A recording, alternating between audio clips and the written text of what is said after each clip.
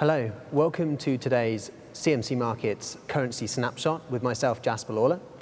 Today we're going to be talking about the dollar-yen.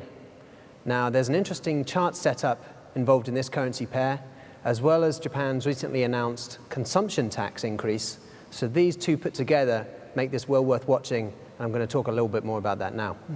Now, as mentioned, Japan's government have recently enacted just this month a new consumption tax increase from 5 to 8% for the whole of Japan.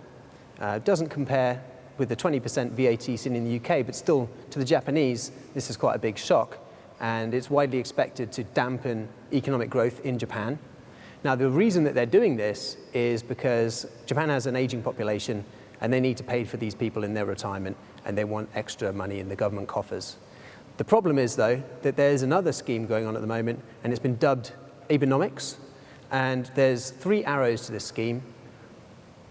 One is fiscal stimulus, two is monetary stimulus, and three is structural reform.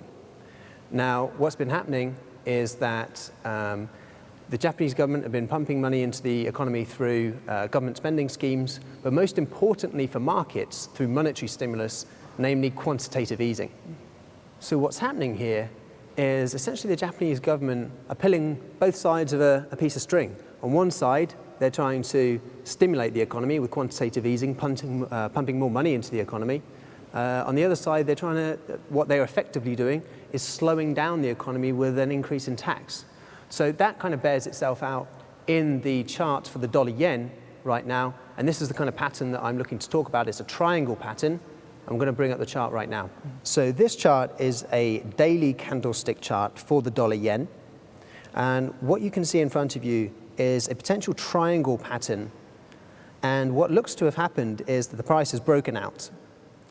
Now, typically that's a bullish sign for the asset involved, and should this breakout continue and project as a triangle pattern typically does, that would actually put the price past this key 105 level that you see has to date been the high in the dollar-yen.